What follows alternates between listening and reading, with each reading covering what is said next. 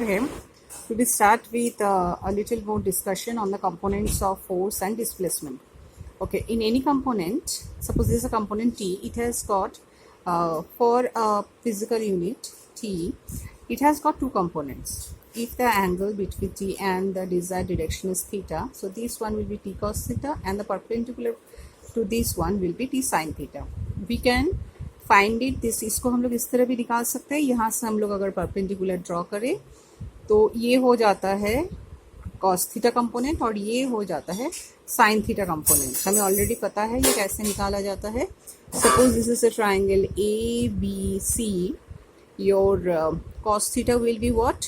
Adjacent side is your A C by hypotenuse A B. So your A B A C will be equals to AB cos theta and your AB is only T. ठीक है, सो ये हो गया हमारा cos theta component.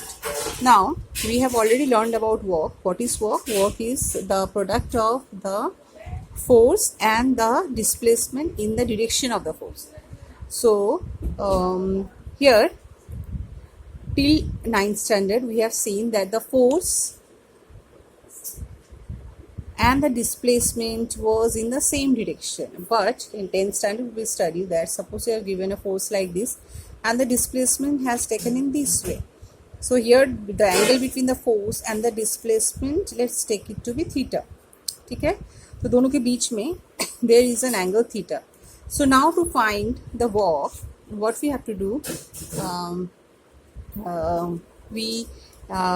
we have to find either the component of force in the direction of the displacement or the component of displacement in the direction of the force. So suppose this is the force and we have to find the component of displacement in the direction of the force. Obviously then this will be the component. What we have to do is we have to draw a perpendicular on this, right? So now this component is your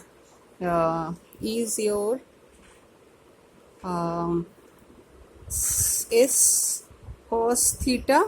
So therefore force and the component of displacement which is in the direction of the force is your S cos theta.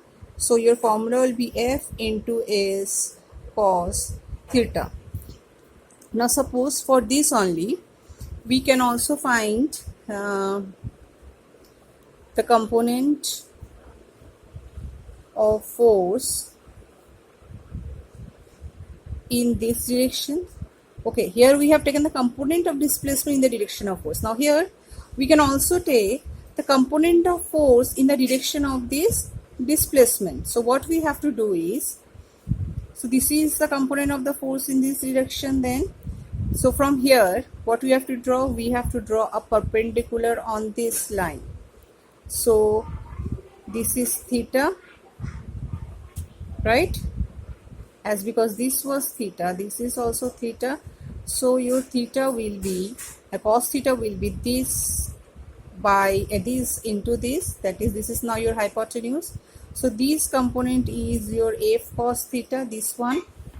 So now your work will be F into S. Now here the F is actually is I am writing here it is as force into displacement, and your force in the direction of the displacement is F cos theta and your displacement is S. So ultimately it is coming out to be F into S into cos theta. Same here, with whether you derive it in this way or you derive it in this way, the formula will come it like this. Now for cos theta, when it is equal to cos 0 degree, it will be, the value will be 1.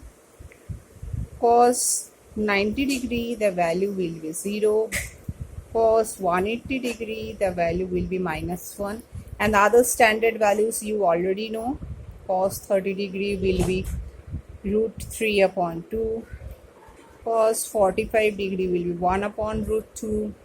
Cos 60 degree will be your 1 upon 2. So these are the values we can use for our calculations in the sum.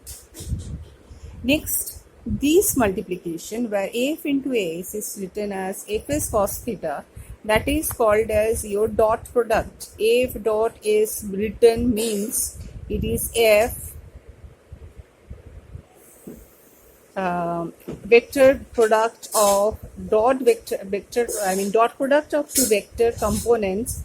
It means f into s into cos theta, where theta is the angle between the two components. Got it? So when we are representing it as a dot product of two vector quantities, it is f s cos theta. So here we can see that work is a vector, dot product of vector quantities, force and displacement. Now work is a scalar quantity. It is a scalar quantity. SI unity of work is your joule. Okay, that is your Newton meter. Next is the next questions we have already discussed about power, energy. We have already discussed. Now we will start with the different forms of energy. Now these regarding these parts and the other parts we have already discussed in the class, a previous class. Now we will start with the different forms of energy.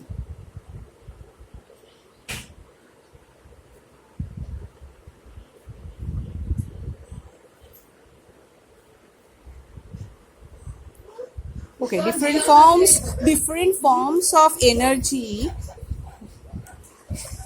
Different forms of energy. What are the two actually for mechanical form of energy? Mechanical energy we have already studied before. Mechanical energy are of two types. Mechanical energy are. We will start with mechanical energy, and we know that mechanical energy are of two types. We have done it before also. That is your potential energy. Another is your kinetic energy. So potential energy we already know that by virtue of its position, and kinetic energy is by virtue of its motion. We call it as kinetic energy.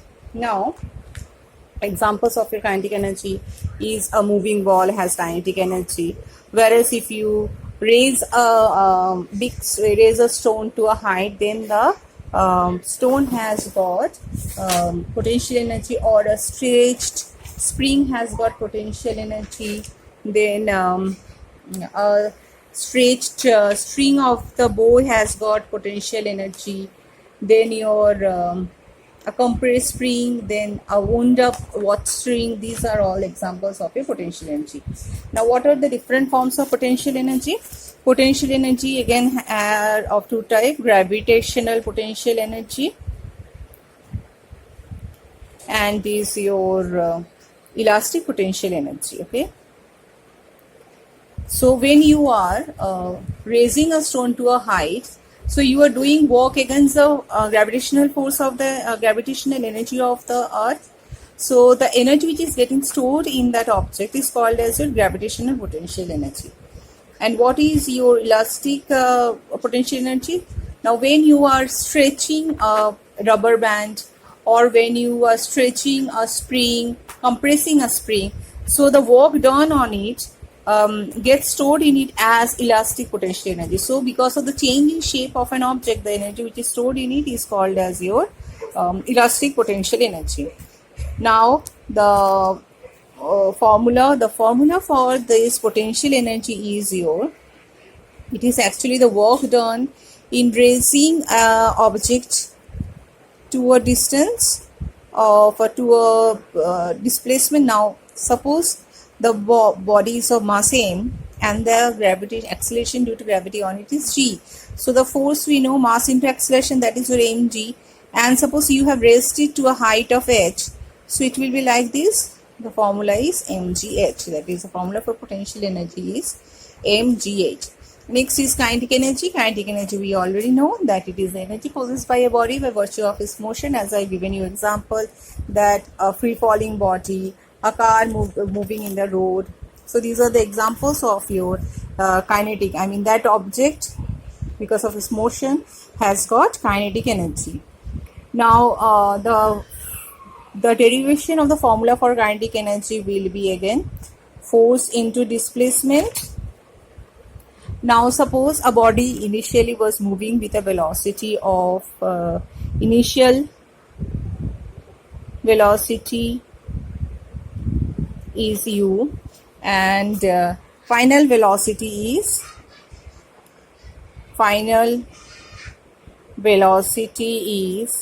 v is equal to 0. Suppose you have given opposing force which was moving to a body which was moving with a velocity of u, to bring it to rest, and the retarding force, retarding acceleration was your a. Then according to the formula, v square equals to u square plus 2as, what you will get? Your v is 0 here, u square will remain u square, and your a is minus here as because it is retardation. So your s will be equal to u square upon 2a. So therefore, what will be your formula for the kinetic energy? The formula for kinetic energy will be equal to, and your force is obviously mass into acceleration, that is your retardation, and your displacement is u square upon 2a. So it is coming out to be a half mu square, or we can write it as half mv square. So this is the formula for the kinetic energy. Okay. Next we will do the relationship between the kinetic energy, the relationship between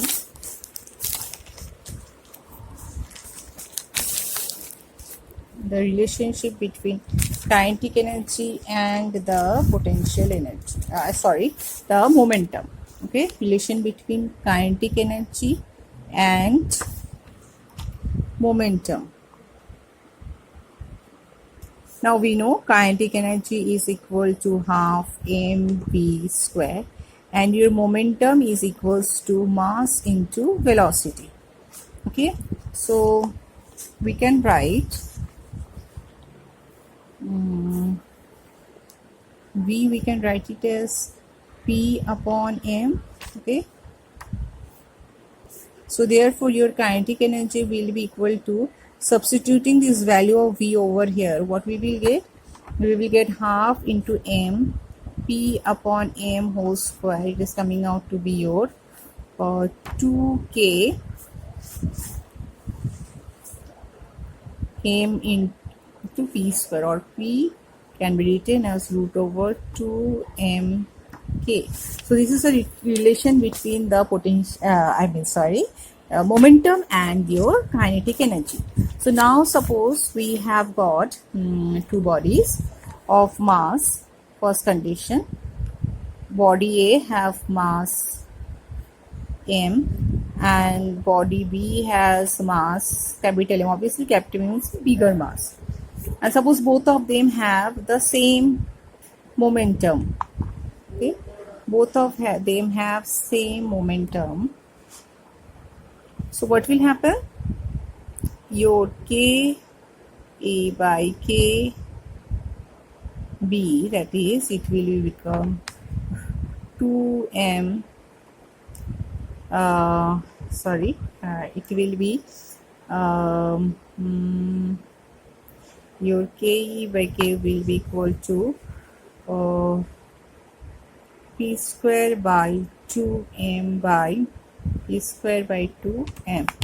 So it will be m upon m. That is, the kinetic energy of object A will be more than the kinetic energy of object B. Next is, suppose we have to understand that is when both of them has got the same momentum, that is change in mv, that is mass into volume, is same. So that means the body which has got more mass has the same momentum. Similarly, the smaller body also has the same momentum. That is, obviously, the smaller body has more velocity. So we know P is equal to mv, right? Now both of them has the same momentum. That means the smaller body has more velocity. So more velocity means the smaller body has got more kinetic energy. Similarly, if both of them has got the same kinetic energy, so what will happen? PA by PB will be root over 2 mk by root over 2 mk equals to m upon m. So that is the momentum of the lighter object will be less than the momentum of the heavier object. Okay. Next is work energy theorem. ये work energy theorem क्या है? अभी ये work energy theorem बताता है कि when the work is done by a force on a moving body in the same direction, it is equal to the increase in its kinetic energy. It means when a work is done by the force applied on a body in the same direction in which it is moving, so the change in its work done will be equal to the change in its kinetic energy. Now take us, we know that W equals to F into S. Okay. Now V square is equals to U square plus 2AS. So your AS will be U equal to V square minus U square upon 2A. So therefore your work done will be how much? Your work done will be force, that means mass into acceleration, into displacement is V square minus U square upon 2A. So it is coming out to be half m V square minus U square, or I can say that this is your final velocity and this is your initial velocity, or it can be written as half m V square minus half m U square, or we can say kinetic energy final minus kinetic energy initial. So this is equal to the work done is equal to the change in its kinetic energy. So this is your work energy theorem. Now kinetic energy are of again three types. One is your translational types. Translational, rotational, हाथ धुए now, rotational, and your vibrational. When a body moves in a straight line, then the body is said to have translational kinetic energy. When a body is rotating, suppose a spin is spinning about its axis, then it has got rotational kinetic energy. And vibrational, when a body is vibrating about its own position, suppose the molecules of the solid body vibrates about its position, that means the molecules have got vibrational kinetic energy. Now the molecules in the polyatomic molecules, what happens? They will be moving here and there randomly. They have got translation kinetic energy. Again, they are rotating about their own axis. They have got rotational energy, kinetic energy, as well as the vibrates about their own axis. They have got vibrational kinetic energy. So a polyatomic molecule has got all these three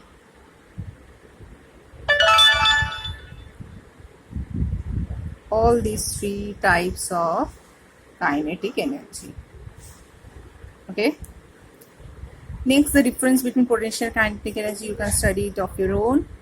Then conversion of potential into kinetic energy, we have already done in our 9th standard, that suppose you have compressed spring and have put a ball on it, and when you have compressed spring, obviously the energy gets stored in as potentiality. Now when you release that, the ball gets thrown away, so that potential energy changes into the kinetic energy.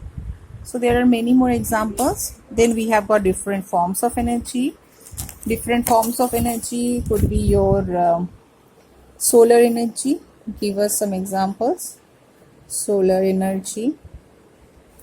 Then we have heat energy. We have light energy, electrical energy, wind energy, sound energy,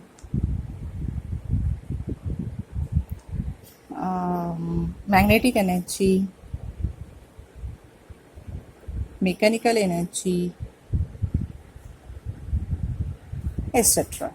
Okay, so in the book you will get the definitions of all these types of energy. So what is solar energy? The energy radiated out of the sun is called as your solar energy, but it cannot be used directly to perform any work because it is highly diffused. We have different gadgets like solar panels, solar furnaces, solar cells. What they do, they they absorb that energy for the whole day, and it has been stored and it has been converted into electrical energy, right? Solar cells, they use energy and convert into your electrical energy. Then your solar furnace has a large aperture parabolic mirror which focuses the sun rays on a small area so that a high temperature is achieved. This way the furnace, it can be used as a furnace. So there are different uses of different energies.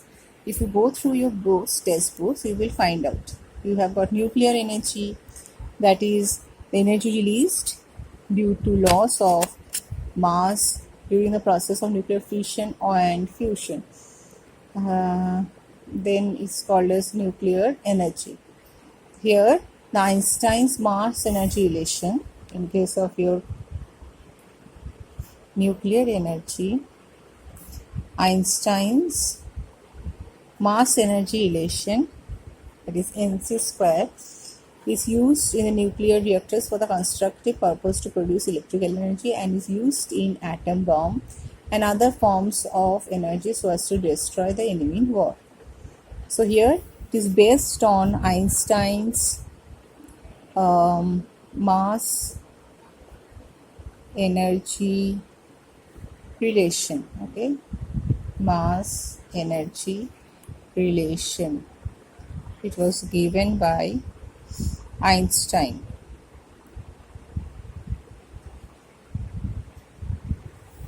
Okay.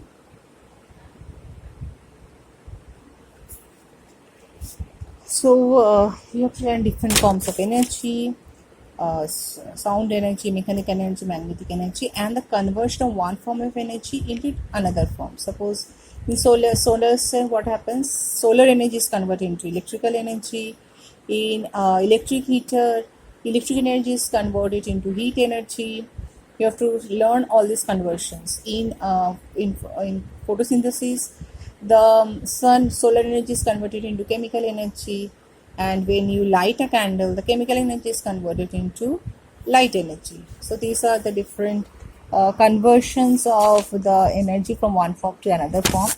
Now during this conversion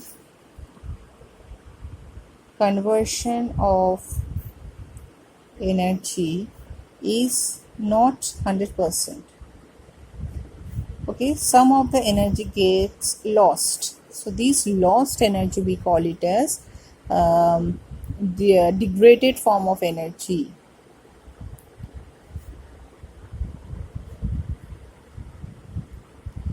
Degraded form of energy, and this method is also called as, this phenomena is called as your dissipation of energy.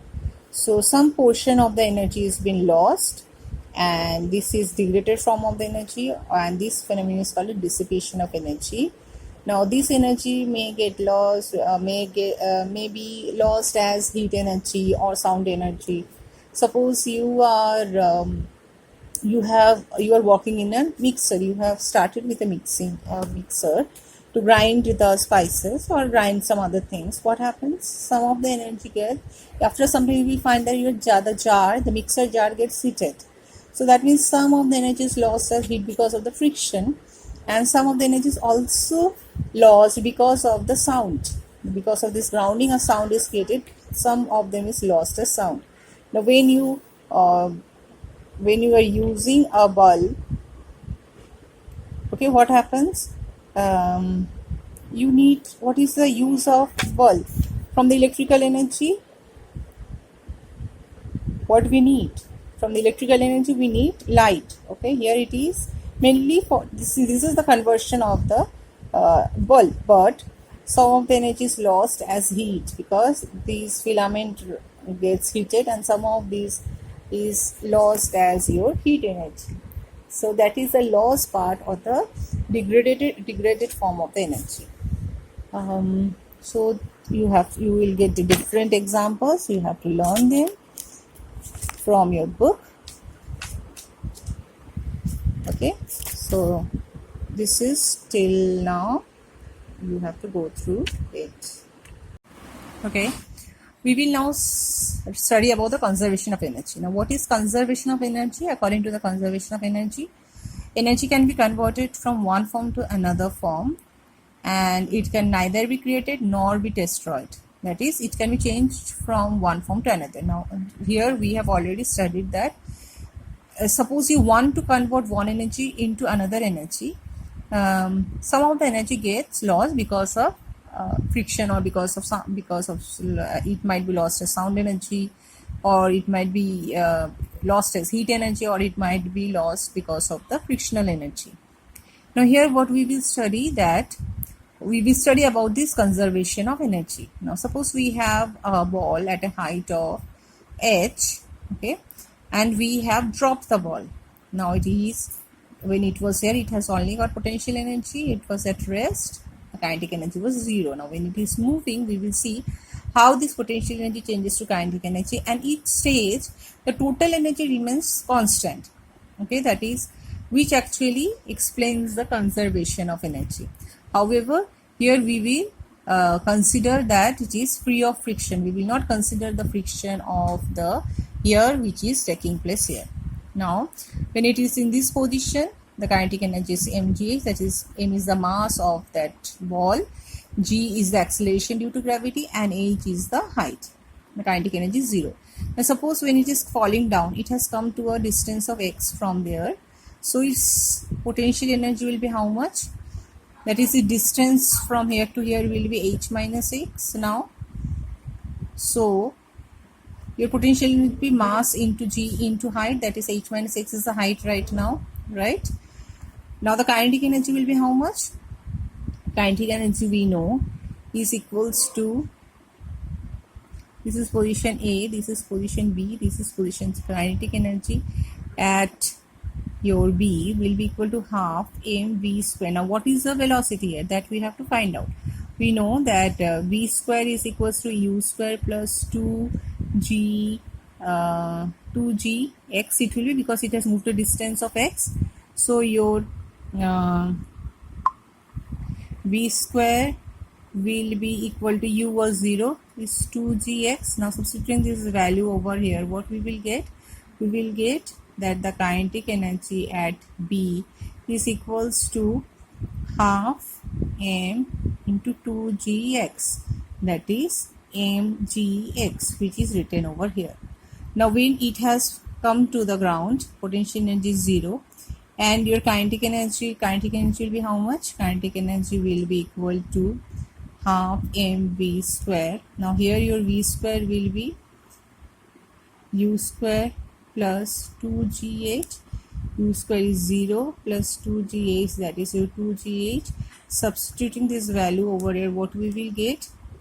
Kinetic energy at C will be half m2gh, that is mgh. So we see that every point, whether here the total energy was potential plus kinetic was mgh.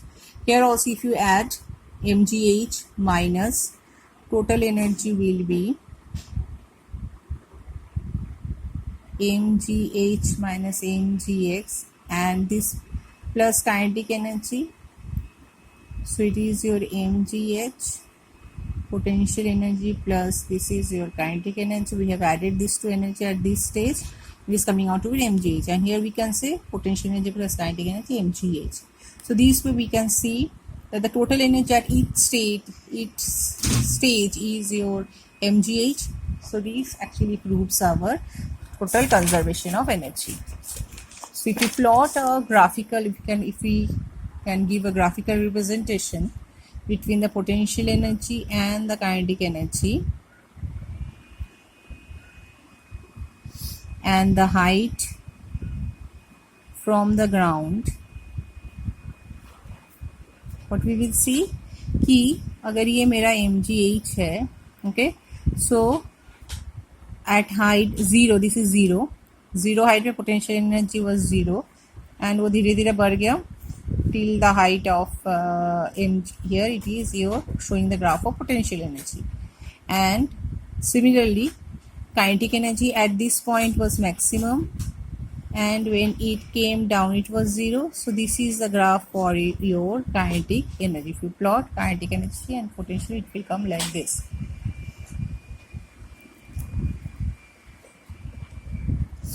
Now suppose when we throw a ball up, okay, when we throw a ball up from the ground, the kinetic energy it gets, it actually converts it into the potential energy when it goes up.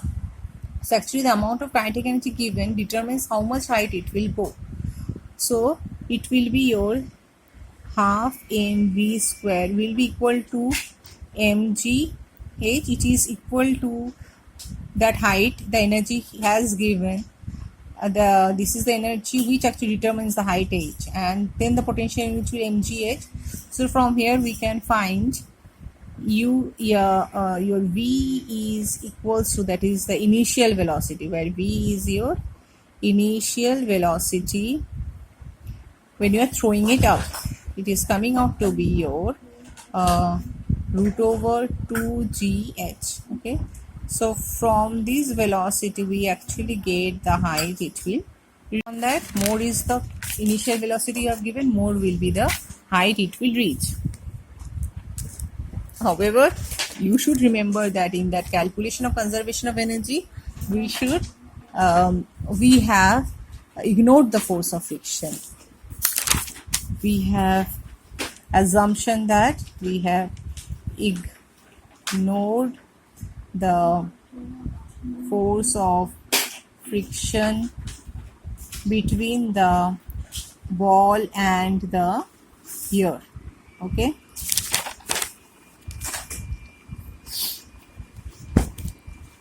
Next is for your pendulum also the same thing happens. Sorry. This is your mean position. These are two extreme positions. Okay. Here the potential energy will be 0. The kinetic energy will be equals to your